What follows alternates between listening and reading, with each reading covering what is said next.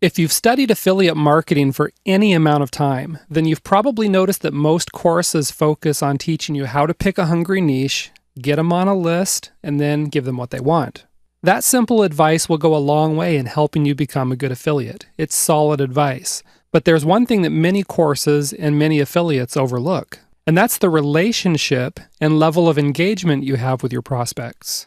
Now, I've said elsewhere that positioning yourself as an authority is important. However, the second psychological component that triggers sales is based on how much your prospects like you. You've heard that people buy from those they know, like, and trust, and that's absolutely true. Sometimes they even choose to follow people based solely on liking, even if that person otherwise wouldn't be their first choice as an expert or a leader. Let's take politics as an example. Political consultants spend a lot of time and energy transforming their candidates into likable people. You see, it doesn't matter if the candidate has the best policy ideas, is a strong leader, and has the management skills needed to be effective.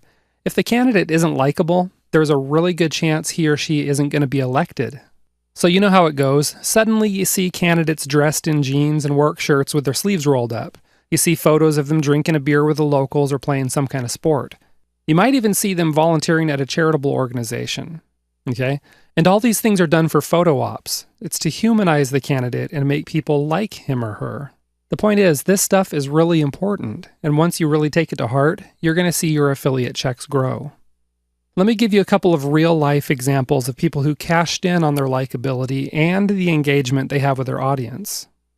Take Oprah Winfrey as an example. Whenever she announced her new pick for her book club, the author of that pick became a bestseller overnight. Likewise, anyone who sold a product that ended up on Oprah's My Favorites list was assured of making a huge bundle of cash. And it's because Oprah's recommendation moved products like crazy. Now we have Mark Zuckerberg doing something similar. He launched a book club in 2015, and right off the bat, his very first pick went temporarily out of stock on Amazon because of high demand. Like Oprah, Zuckerberg's influence can generate gobs of sales on any product he recommends.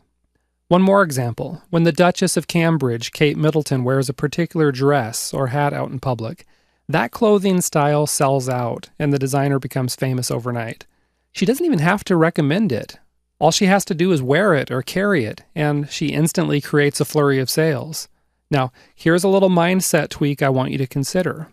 A lot of people who become familiar with an influencer like Oprah start thinking about how they can get Oprah or Zuckerberg or some other influencer in their niche to recommend their website or products to these influencers' massive audiences.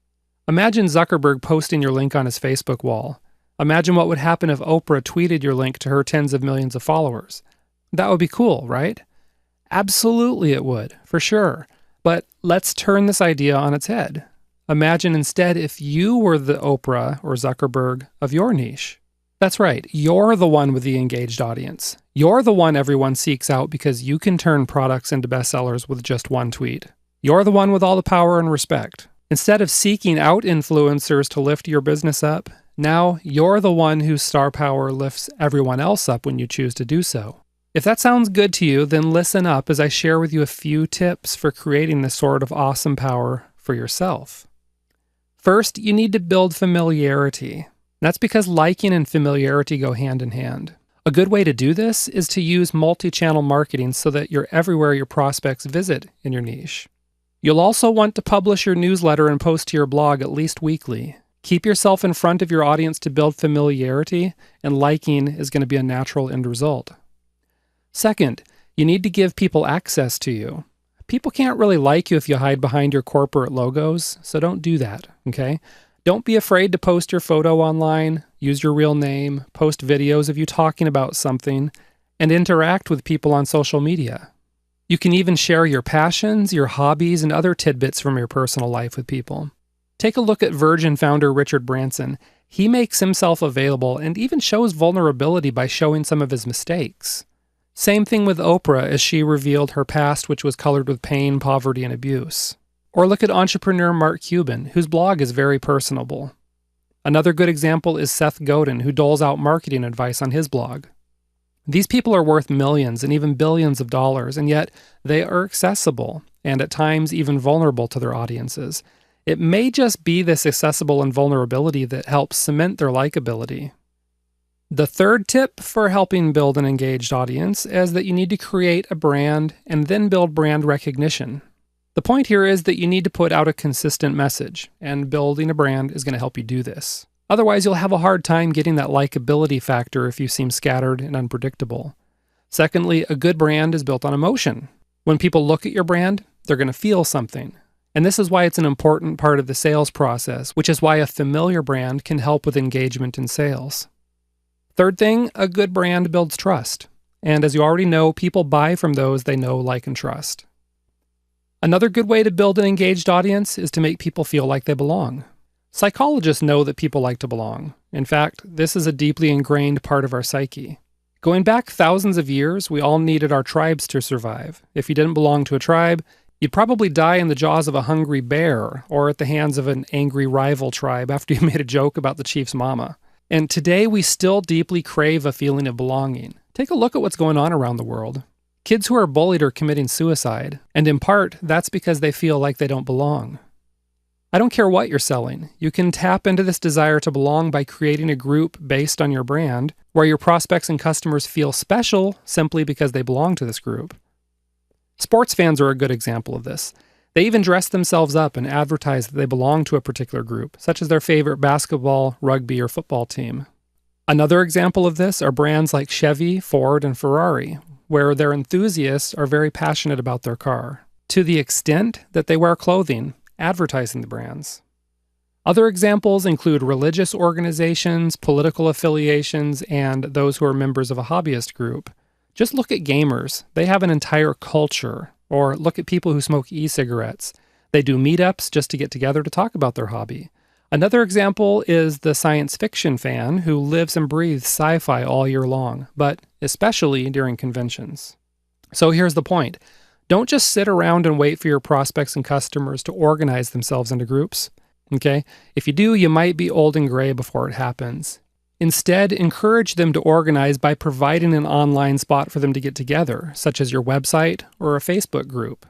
Let them know how special they are to belong to this group, and give them an identity, such as a special name for them. For example, Oprah refers to the spiritual segment of her audience as super solars.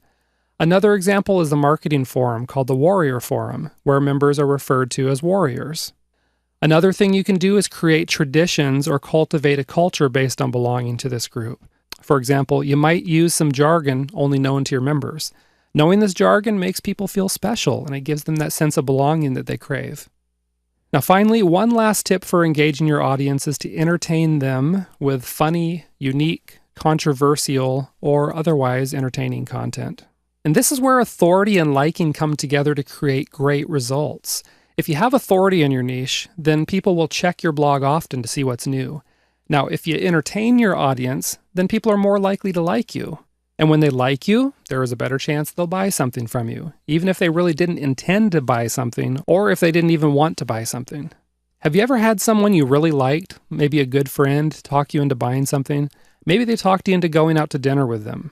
Maybe going to a movie you weren't all that thrilled about, or even joining a gym with them. In some cases, you may not have really wanted these things for yourself, but when someone you really likes talks to you about them, you listen. And of course, when you listen, you can be persuaded.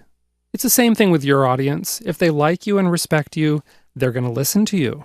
If you entertain them with engaging content, they're going to hang on your every word. All right? Together, these factors make it a whole lot easier for you to persuade folks to buy your little thingamajigs and whoozy-whats. Now, here's the clincher.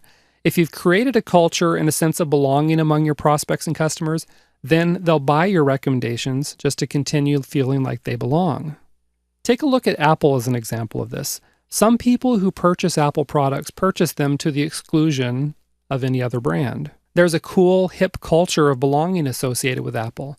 So every time Apple puts out a new product, people snap it up because they want to belong to this culture of Apple fans. You see the power here? Create belonging, create liking, build respect, and you can become the powerful Oprah or Mark Zuckerberg of your niche. All right? I'll let you go now so you can ponder this for a while, because these simple ideas you just learned about are really game changers.